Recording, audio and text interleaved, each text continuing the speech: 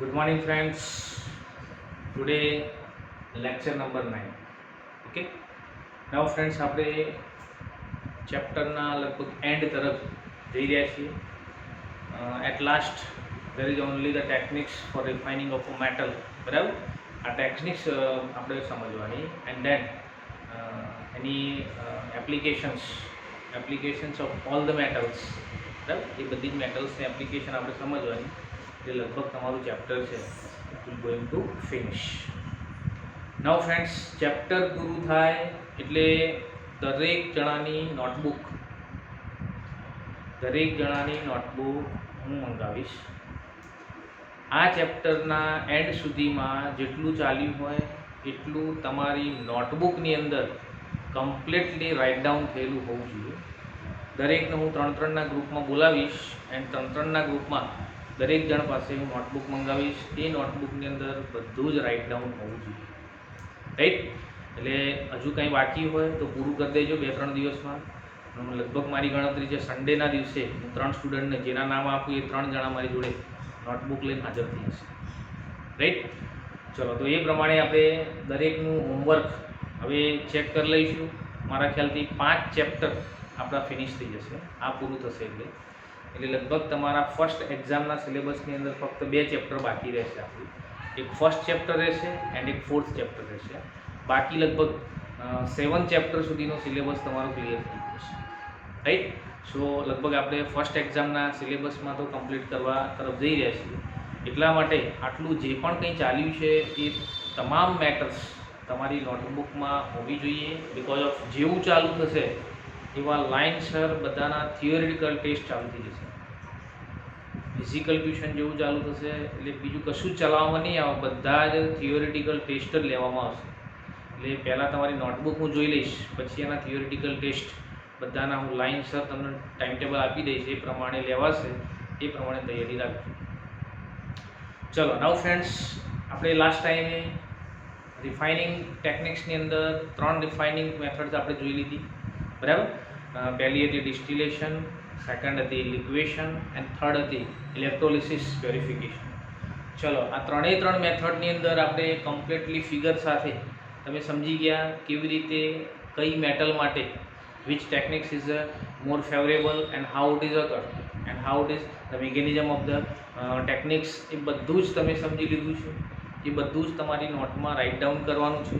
હું અહીં જે તમને શોર્ટ નોટ અહીં આપણા બ્લેકબોર્ડની અંદર જે પણ લખાય છે એ દરેકની નોટમાં લખેલું હોવું જોઈએ. સહેજ પણ આરસ ચાલશે નહીં આની અંદર. એટલા માટે હું દરેકની નોટબુક મંગાવવાનું છું. રાઈટ, એટલે હું દરેકને આ જે બોર્ડમાં લખેલું છે એટલું તો એટલીસ્ટ હોવું જ જોઈએ, તો જ ચાલશે, બાકી નહીં ચલાવે. ચલો નાઉ friends, we are going for number 4th method. It is a zone refining method.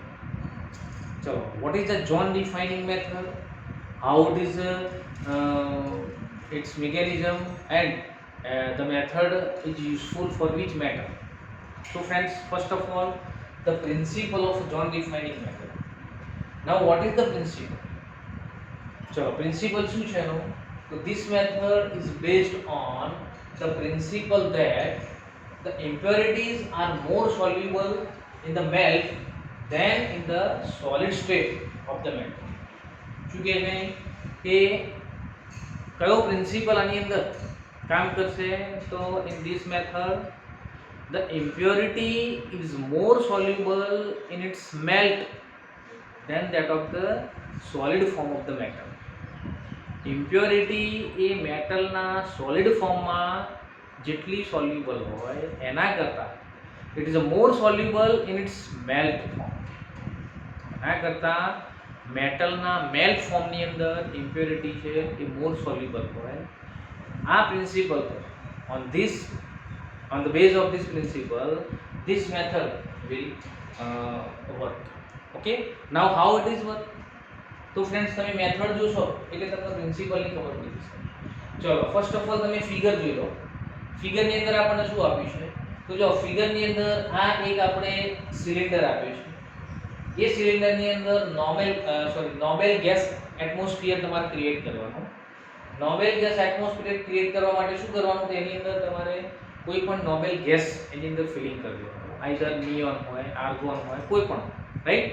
Nobel gas એની અંદર તમારે ફિલિંગ કરવાનો, મીન્સ કે આનું એટમોસ્ફિયર છે એની અંદર એર ના રહેવી જોઈએ, બટ એરની જગ્યાએ શું હોવું જોઈએ? નોબેલ ગેસ એટમોસ્ફિયર હોવું જોઈએ. ધેન આ જે તમને દેખાય છે, ધીસ ઇઝ નથિંગ બટ આ મેટલ રોડ, ઇમ્પ્યોર મેટલ કે જેનું તમારે વેરિફિકેશન કરવું છે. That impure metal rod which is put in the this electrical apparatus. Chalo, now here this roller it is nothing but a mobile heater. What is that? It is an induction coil mobile heater. Mobile heater means it can be moved from one side to another side. It can be moved from one side to another side. It means it is built with the roller. Roller સાથે build હશે, એટલે અહીંથી left સાઈડથી તમે એને right side તરફ એને move કરી શકો, એ પ્રકારનું આ ઇન્ડક્શન મોબાઈલ હીટર હશે, રાઈટ. તો ચલો, આટલી એની મિકેનિઝમ છે. Now friends, how the techniques works. આ ટેકનિક્સ કેવી રીતે કામ કરશે? તો અહીં જો આ mobile heater surrounding the rod of a impure metal is fixed at its one end. It means આ જે મોબાઈલ હીટર છે એ મોબાઈલ હીટરને આપણી જે ઇમ્પ્યોર મેટલ છે, ઇમ્પ્યોર મેટલના એક એન્ડ પાસે, રાઈટ, ઉપર અને નીચે આ પ્રમાણે એને સરાઉન્ડિંગ કરવાનું. ઇમ્પ્યોર મેટલના એક એન્ડ પાસે ઉપર અને નીચે આ પ્રમાણે તમારું મોબાઈલ હીટર છે એ મોબાઈલ હીટરને fix at one end of the impure metal. Impure મેટલના એક એન્ડ પર એને તમારે ફિક્સ કરવાની. શું કરવાની છે? ફિક્સ કરવાની. ચલો, than as shown in figure, the molten zone moves along with the heater which is moved forward.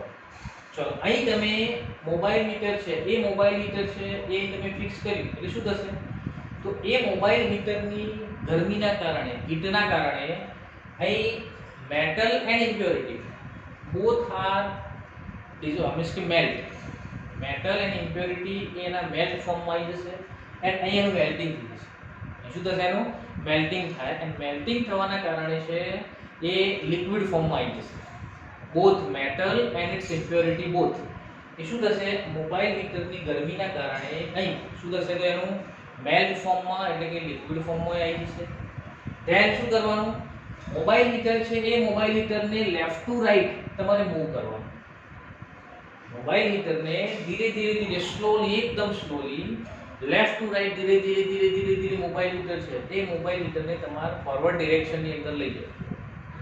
ચલો, મોબાઈલ હીટરને તમે ધીરે ધીરે લેફ્ટ ટુ રાઈટ ફોરવર્ડ ડિરેક્શનની અંદર લઈ જશો એટલે શું થશે? એટલે અહીં જે તમારો મેલ્ટ ફોર્મ હતું, બરાબર, જે ઇમ્પ્યોરિટી એન્ડ મેટલ બંનેનું, એ melt form that is called as a molten zone. That is called as a molten zone. So molten zone it is also carried with the mobile heater in forward direction. જે Moulton zone છે એ Moulton zone પણ mobile heater સાથે શું થશે? તો forward direction ની અંદર it is also go ahead. Now as the mobile heater go in forward direction, so the metal which is in a melt form which can be crystallized in a solid form left behind. Mobile heater આગળ જતું રહેશે એટલે જે metal હતી કે જે dissolve ફોર્મમાં હતી, મેલ્ટ ફોર્મમાં હતી, એ મેટલ છે એ મેટલ પાછળની સાઈડ, ઇટ મીન્સ કે મોબાઈલ હીટર આગળ જતું રહે એટલે પાછળ જે મેલ્ટ ફોર્મમાં મેટલ હતી એ મેલ્ટ ફોર્મમાં મેટલ હતી it will crystallize. It will crystallize in a solid form, but the impurity does not crystallize. Impurity છે એ impurity આ molten zone જે છે એ molten zone સાથે impurity will go ahead, go forward direction. Okay, only left behind, what will be left behind? Only there is a crystallization of metal, pure metal, not impurity. Yes, there is some impurity, but again and again it will be removed, but most impurity will be come with the molten zone in forward direction. Okay, so here as shown in figure, the molten zone moves along with the heater which it moves forward direction. As the heater moves forward, the pure metal crystallize out of the melt left behind and the impurity passes on into the adjacent new molten zone created by the movement of heater. Right? શું કહે છે કે as the heater આગળ જશે તેમ તેમ શું થશે, પાછળ જે મેટ ફોર્મમાં આપણી મેટલ હતી એ ક્રિસ્ટલાઇઝ થશે, બટ એની અંદર જે ઇમ્પ્યોરિટી હતી એ ઇમ્પ્યોરિટી આ મોલ્ટન ઝોન સાથે આગળ વધશે. મીન્સ કે ઇમ્પ્યોરિટી મોલ્ટન ઝોનમાં હશે, પાછળ જે મેટલ હતી એ મેટલ છે એ પ્યોર ફોર્મમાં ક્રિસ્ટલાઇઝ થઈ જશે. મેટલ છે એ પ્યોર ફોર્મની અંદર ક્રિસ્ટલાઇઝ થઈ જશે. સો મેટલ ક્રિસ્ટલાઇઝ થાય, ઇમ્પ્યોરિટી છે એ ધીરે ધીરે ફોરવર્ડ ડિરેક્શનની અંદર આગળ વધશે. જેમ જેમ તમે મોબાઈલ હીટર છે એ આગળ લઈ જશો તેમ તેમ આ બધી ઇમ્પ્યોરિટી છે એ ઇમ્પ્યોરિટી છે ધીરે ધીરે ખસતી ક્યાં જશે? At the end of the impure metal rod.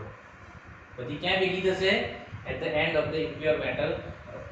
But friends અહીં એક જ સ્ટેપની અંદર બધી ઇમ્પ્યોરિટી છે it will does not reach at the end of the metal rod. So તમારે શું કરવું પડશે કે અહીં સપોઝ આ મોલ્ટન ઝોન છે, ધીરે ધીરે આટલા પહોંચશે એટલે તમારે મોબાઈલ હીટરને ખોલી દેવાના. શું કરવાના? એને ખોલી દેવાના. ખોલી અને પાછા આ એન્ડ સુધી એને ગોઠવી દેવાના. વળી પાછા સેમ પ્રોસેસ છે, ધીરે ધીરે લેફ્ટ ટુ રાઈટ તમારી પ્રોસેસ છે. હીટર છે એને મૂવમેન્ટ કરાવવાની. એ હીટરને જ્યારે મૂવમેન્ટ કરાવશો ત્યારે વળી પાછા આની અંદર જે કોઈ પણ ઇમ્પ્યોરિટી બાકી હશે એ ઇમ્પ્યોરિટી ધીરે સેમ આ જ સિસ્ટમથી ધીરે ક્યાં જશે? તો it will reach at the end of the road. Then again ફરીથી પાછા મોબાઈલ હીટર છે, યાદ રાખજો મોબાઈલ હીટરને એક જ ડિરેક્શનની અંદર તમારે મૂવમેન્ટ કરાવવાનું છે, રિવર્સ નહીં લાવવાનું. રિવર્સ લાવશો તો ઇમ્પ્યોરિટી પાછી આ બાજુ આવશે. સો અહીં આવે એટલે એને ખોલી દેવાનું. ખોલીને અહીંથી પાછી તમારે એની શરૂઆત કરવાની. સો અહીંથી વળી પાછા તમે એને સ્ટાર્ટ કરશો. સો એ મોબાઈલ હીટર છે ફોરવર્ડ ડિરેક્શનમાં જાય એટલે જે કંઈ પણ ઇમ્પ્યોરિટી બાકી હશે એ ઇમ્પ્યોરિટી પણ એની સાથે ધીરે it will carry with the molten zone. Okay, so આ પ્રમાણે તમે 4-5 વખતે આના પ્રોસેસ એક જ ડિરેક્શનની અંદર તમે કરતા જશો એટલે લગભગ મોસ્ટલી બધી ઇમ્પ્યોરિટી છે it will collected at the end of the rod, and after 4 to 5 times આ રિએક્શન મીન્સ કે આ પ્રોસેસ કરવાની. ધેન આફ્ટર શું કરવાનું કે બધી ઇમ્પ્યોરિટી સપોઝ આટલા ભેગી થઈ, then cut off this end. આ એન્ડ છે એને તમારે કાપી લેવાનું. કાપી લેશો એટલે લગભગ બધી ઇમ્પ્યોરિટી રિમૂવ થઈ જશે and the remaining part of the rod it will be pure. Remaining part of the metal rod it will be pure. Okay, so friends આ પ્રમાણે તમારે this is called as a zone refiner. અહીં આપણે zone બનાવ્યો કે ભાઈ આ ઝોનની અંદર તમારી ઇમ્પ્યોરિટી છે એને તમારે આગળ મૂવમેન્ટ કરાવવાની. સો ધેટ ઇઝ કોલ્ડ આ ઝોન રિફાઇનિંગ મેથડ. કઈ કહેવાશે? Zone refining. નાઉ ફ્રેન્ડ્સ અહીં તમારે આ જે સિલિન્ડર આપણે ગોઠવ્યું છે એ સિલિન્ડરની અંદર આ મેટલ રોડ પર ટેમ્પરેચરની કે એરની કોઈ પણ અસર ના થાય અથવા તેની સાથે કોઈ રિએક્શન ના થાય. સો we will create a noble gas atmosphere into the cylinder, right? Cylinder ની અંદર નોબેલ ગેસ એટમોસ્ફિયર તમારે ક્રિએટ કરવાનું જેથી આપણો જે રોડ છે એ રોડને એરની અથવા તો ટેમ્પરેચરની કોઈ પણ અસર તમને જોવા મળશે. તો સેમ આ પ્રમાણે તમારે કોઈ પણ ઇમ્પ્યોર મેટલ છે, કોઈ પણ means this is only useful for generally semi metals. યાદ રાખો, this method is useful for generally semi metal like a silicon, germanium, gallium. Here all these examples are given. This method is very useful for producing a semiconductor and other metals very high purity. Example: germanium, silicon, boron, gallium and indium. All these metals are semi metal. So generally semi metal ni purification માટે zone refining method is the most important method. યાદ રાખજો friends, exam માટે આ question છે it is most important. પરીક્ષાની અંદર 3 mark સુધીનો question પૂછાય એની ફિગર સાથે તમારે કમ્પલસરી એ દર્શાવવાનું છે, રાઈટ? સો આ પ્રમાણે zone refining method. What is zone refining method? આ જેટલી પણ મેં કથા કરી એ બધી કથા આની અંદર થઈ જશે. જો અહીંથી આપણે સમજ્યા. ચલો, the process is repeated several times and the heater moves in a same direction again and again, right? Again and again same ડિરેક્શનની અંદર તમારે હીટર છે એને મૂવ કરાવવાનું. Impurities get concentrated at one end. This end is cut off. End કાપી લેવાનો. The inert gas atmosphere is created with an inert gas kept in the cylinder so that there is a no effect of air and heat. Air and heat ની કોઈ effect થવી જોઈએ નહીં. This method is very useful for such methods. Okay, so આ પ્રમાણે આપણે John defining method કેવી રીતે એની મિકેનિઝમ શું હશે, કોના માટે યુઝફુલ છે, બધી મેથડ આની અંદર તમારે. ઓકે ફ્રેન્ડ્સ, સો very important, most important, compulsory prepare કરો. ઓકે, ચલો નાઉ સેમ આના જેવી બીજી પણ ઇમ્પોર્ટન્ટ ટેકનિક છે. It is a vapour phase refining. Now friends, what is vapour phase refining? So vapour phase refining ની અંદર જો વેપર ફેઝ રિફાઇનિંગ અંદર બે સ્ટેપમાં રિએક્શન થાય. In a first step, the impure metal it is converted into the volatile compound. સમજો બરાબર. First step ની અંદર શું કરવાનું? તો impure metal which is converted into the volatile compound, and in a second step the volatile compound which decompose to give a pure metal. Second સ્ટેપમાં તમે જે વોલેટાઇલ મેટલની અંદર વોલેટાઇલ કમ્પાઉન્ડની અંદર એને કન્વર્ટ કરી છે એ વોલેટાઇલ કમ્પાઉન્ડનું શું કરવાનું? ડિકમ્પોઝિશન કરવાનું, સો દેટ તમને તમારી પ્યોર મેટલ છે એ પાછી મળશે. Okay, so here in this method the metal is converted into its volatile compound which is collected and decomposed to give a pure metal. Okay, so there is a two requirement. One, the metal should form a volatile compound which an available reagent. So metal છે એ available reagent સાથે volatile compound માં convert થાય તો જ આ method છે તમે apply કરી શકો. એટલે ફર્સ્ટ રિક્વાયરમેન્ટ આપણી આ કે જે મેટલનું તમારે પ્યોરિફિકેશન કરવું છે that metal must be converted into the volatile compound with a proper reagent. And second requirement શું? The volatile compound should be easily decomposable so that the recovery is easy. જે volatile compound તમે prepare કર્યો એ volatile compound છે એ easily decompose થવું જોઈએ. જો easily decompose ના થાય તો પછી તમને પ્યોર મેટલ છે you cannot decompose. Okay, so A easily decompose થાય તો જ તમને પ્યોર મેટલ છે એ recover થશે. સો ફ્રેન્ડ્સ, આ બે સ્ટેપ જો થાય તો જ વેપર ફેઝ રિફાઇનિંગ મેથડ છે એ આપણે એપ્લાય કરી શકીએ. સો વેપર ફેઝ રિફાઇનિંગ મેથડ છે એના માટે એક્ઝામ્પલ કમ્પલસરી આ પણ આના જેટલી જ ઇમ્પોર્ટન્ટ મેથડ છે. એના એક્ઝામ્પલમાં બે એક્ઝામ્પલ છે.